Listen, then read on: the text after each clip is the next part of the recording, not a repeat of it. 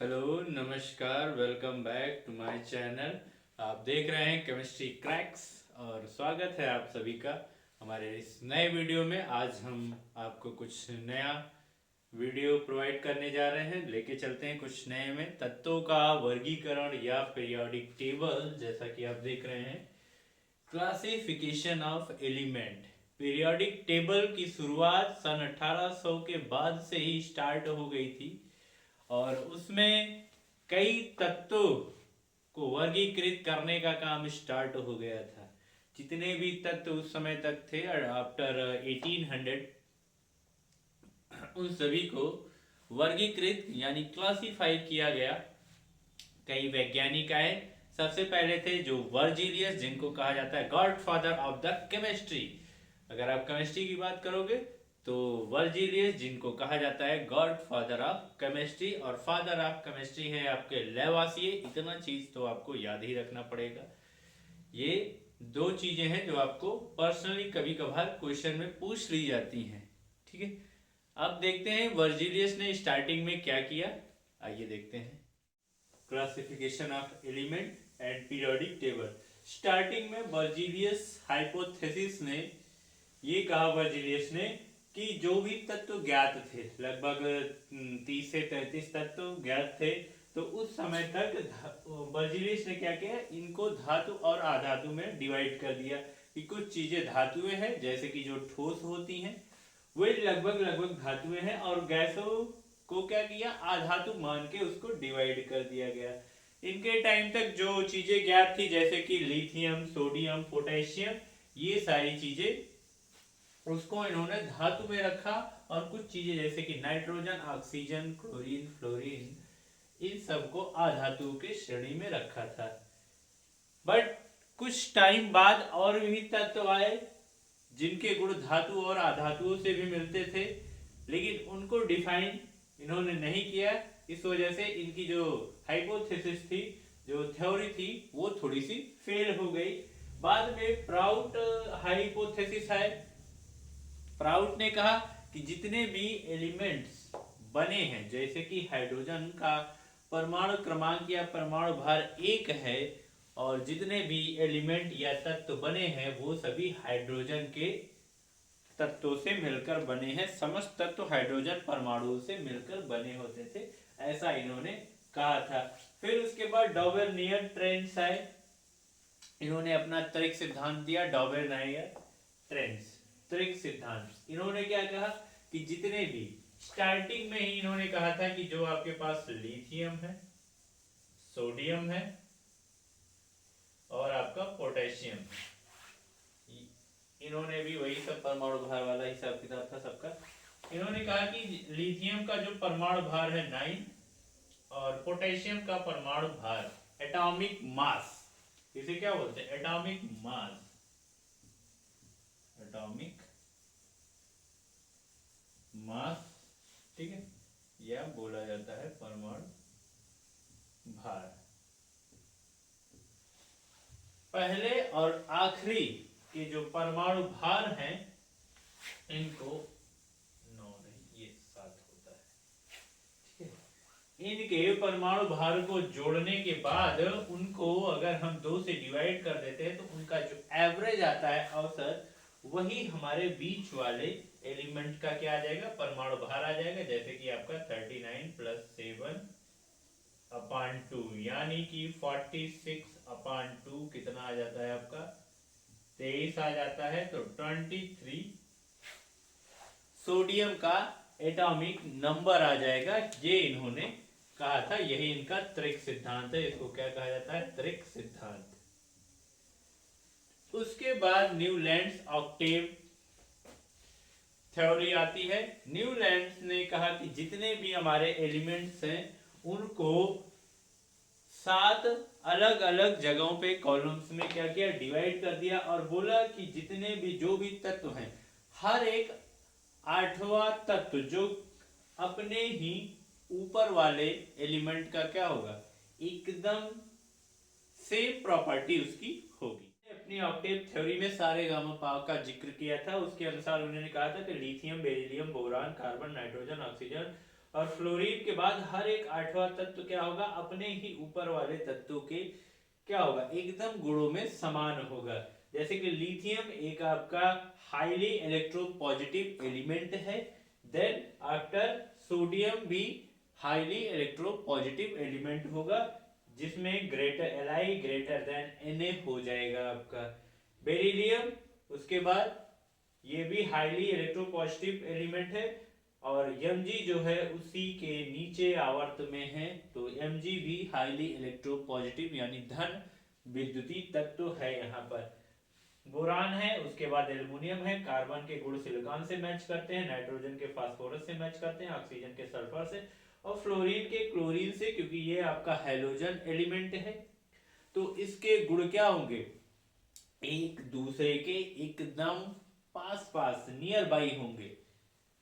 इसीलिए इन्होंने कहा कि ऑक्टेव का मतलब क्या है, यहाँ ऑक्टेव नंबर नहीं है, ऑक्टेव ये है कि जब भी आठवां एलिमेंट आएगा, eighth element always be equal property of the first element. जो भी आपका पहला तत्व है उसके बाद आने वाला फिर से आठवां तत्व सेम प्रॉपर्टी का होगा। जस्ट लाइक आपके सप्ताह है कि हर एक वीक के बाद मंडे है तो मंडे आएगा, आज अगर फ्राइडे है तो अगला आठवां दिन फिर से फ्राइडे आएगा, अगर सैटरडे है तो अगला आठवां दिन फिर से सैटरडे आएगा। इसी तरीके से इनके एलिमेंट भी चला करते थे। आपका Mendeleev periodic table, after that सभी वैज्ञानिकों के प्रयासों के बाद ढेर सारे तत्वों की खोज हो गई। लगभग 63 तत्व खोजे जा चुके थे मेंडलीव के आने तक, और ये आए कब थे, 1869 में आए थे। और 1869 आप जानते हैं बहुत फेमस ईयर है जब गांधी जी का जन्म हुआ था, 2 अक्टूबर 1869 में, ये भी याद रख सकते हैं ऐसे।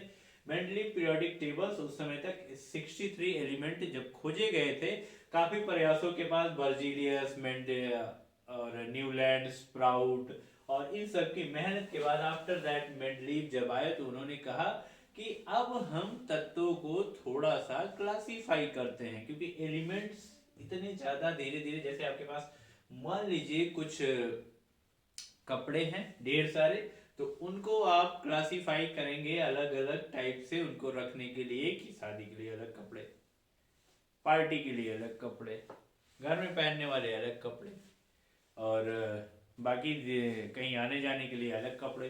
तो हर एक चीज को आप क्या करते, क्लासिफाई करते एक अलग अलग जगह पर। एक ही जैसे बड़ी सी आपके पास अलमारी है और उसी अलमारी में आपको अलग अलग तरीके से रखना है ताकि सभी चीजें हमें आसानी से मिल जाए।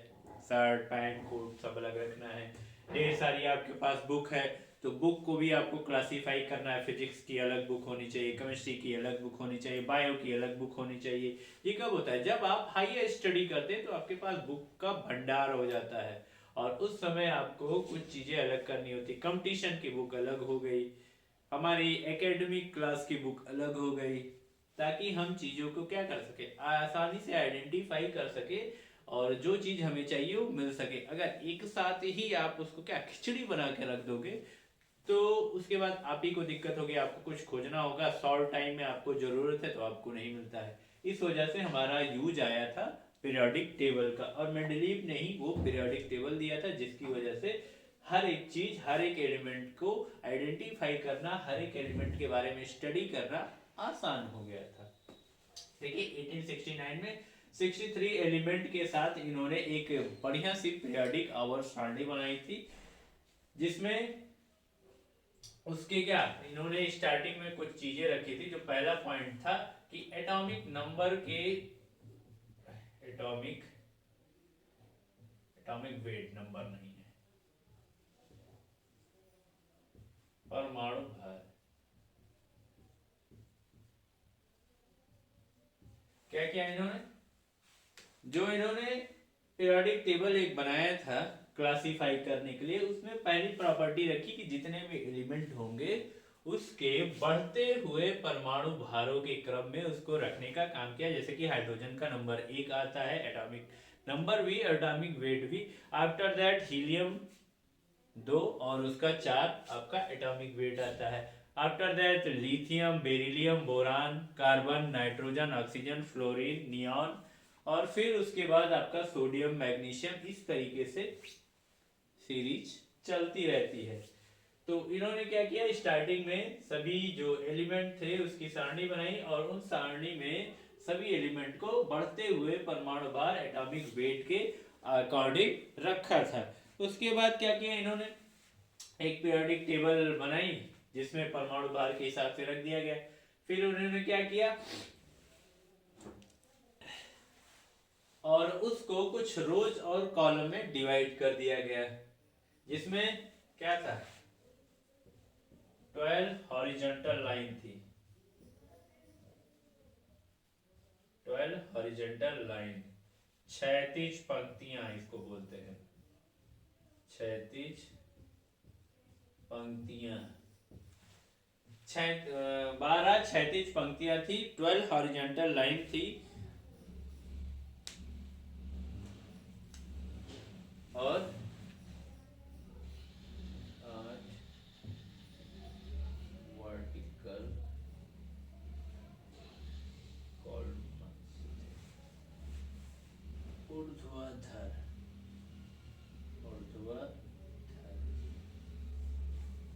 स्तंभ। देखिए 12 हॉरिजॉन्टल लाइन, 12 हॉरिजॉन्टल लाइन, ये क्षैतिज पंक्तियां होती है, मतलब कुछ इस तरीके से ये आपकी क्षैतिज पंक्तियां हैं एक अलमारी की तरह, और 8 वर्टिकल कॉलम्स थे, ऊर्ध्वाधर स्तंभ कुछ इस तरीके से। तो ऊपर से जो आप नीचे जा रहे हैं ये आपका वर्टिकल हो गया, और इस तरीके से जो आप यहाँ चलेंगे दाएं बाएं से दाएं वो आपकी क्षैतिज हॉरिजॉन्टल लाइन होती है, ठीक है। और इनको कहा गया, जो आपकी वर्टिकल लाइंस थी इनको कहा गया क्या, आवर्त कहा गया, और जो ऊपर से नीचे लाइन थी इनको कहा गया समूह। ये आपकी आवर्त है, पीरियड्स एंड समूह है जिनको कहा गया ग्रुप, ये आपके क्या है, पीरियड्स है, और ये क्या है आपके ग्रुप। और आज की पीरियोडिक टेबल में आप देख ही रहे हैं कि 18 आपके समूह हैं, यानी 18 ग्रुप्स हैं, एंड 7 पीरियड्स हैं, 7 आवर्त हैं, और इस तरीके से उन्होंने बांटना इसको स्टार्ट किया था। और जो 12 हॉरिजॉन्टल लाइन थी और 8 वर्टिकल कॉलम्स थे, जितने भी वर्टिकल कॉलम्स थे उनमें जो एलिमेंट रखे हुए थे उनके गुणों में क्या एकदम बढ़िया से समानता आ रही थी।